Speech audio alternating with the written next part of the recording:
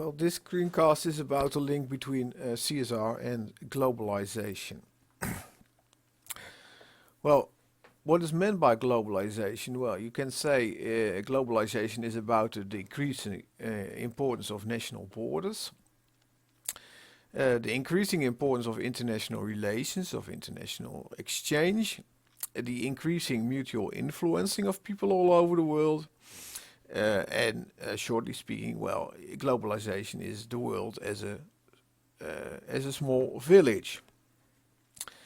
And we speak about globalization for about, let's say, the last 25 years, and before that, globalization had also its start. It started, you could say, with the growth of international trade, and the first new development was in the 70s and 80s of the last century, when Japan became a very important economic power and exported much products to other countries, built their own plants, the Toyota factories in the United States, etc.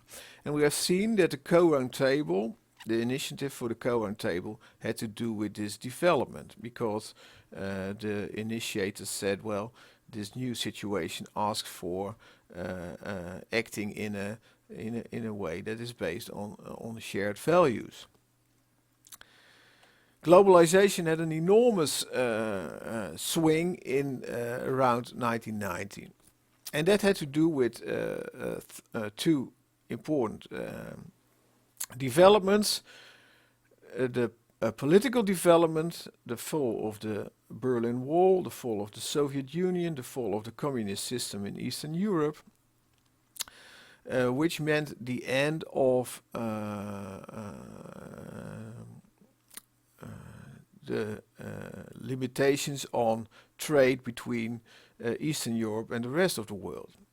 So from one day to the other, communism was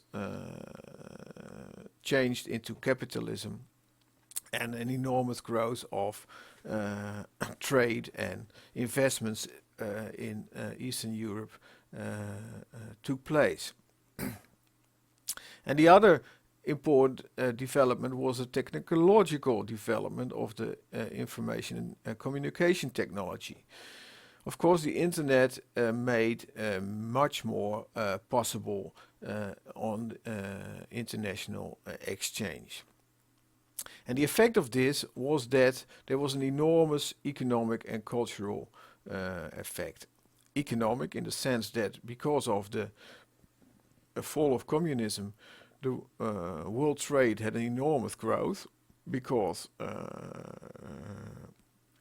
also Eastern Europe countries wanted to have free trade. And of course there is still one important communistic country in the world. This is China, which has a very important economy. But in the 90s, the leaders of China saw the developments of falling communism in Eastern Europe, and they have decided to change their course and introduce a new system in which free market economy was combined with communism, with a one-party system. But also, China became a member of the World Trade Organization, an organization that tries to encourage free trade as much as possible. So we've seen since the 90s an enormous growth of international trade.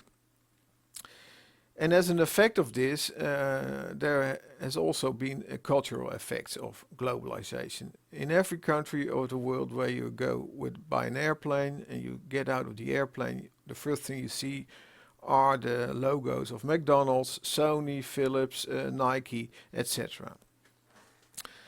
So you can say, well, the world has become one small village. Everything is everywhere the same, and much of this has been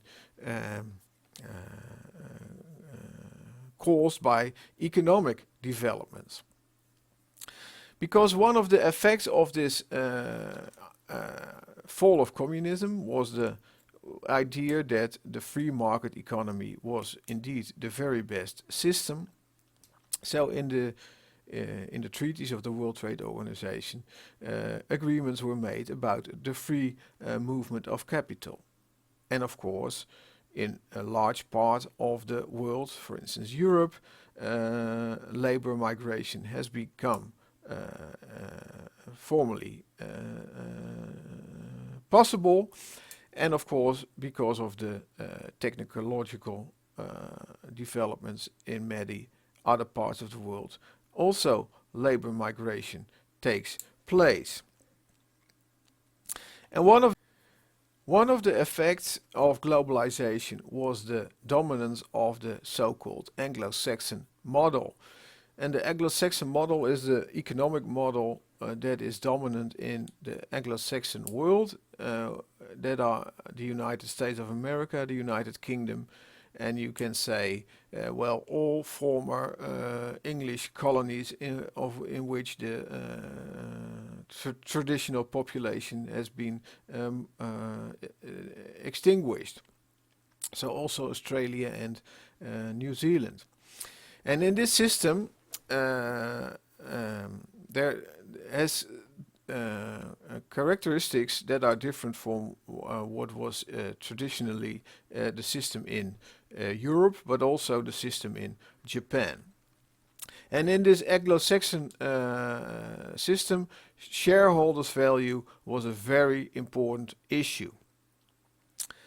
So we see that all over the world, shareholders' value and the shareholders' position became stronger as an effect of the globalization. And why is this so? Because the economy of the United States is the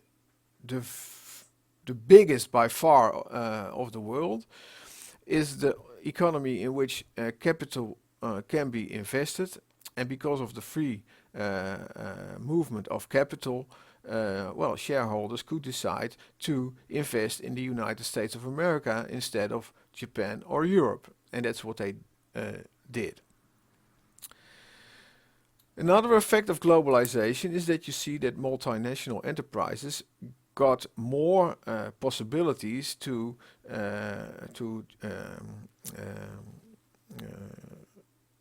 put their investments in other countries, to change the locality of production, to switch production from one country to another country, to decide that the rules in one country are much too tight and they want to move to another country. So as a result of this, in the 90s of the last century, there was a very strong anti-globalization movement in the world. So every time the World Trade Organization had a big conference in a city, someplace in the world, there were large demonstrations of tens of thousands of what so-called anti-globalization activists. And why were they against globalization? They said because of the effects of this liberty of multinational enterprises. They said, well, what they do is destroy the environment and increase poverty all over the world. And in response to this movement of anti-globalization, CSR has become a form of self-regulation.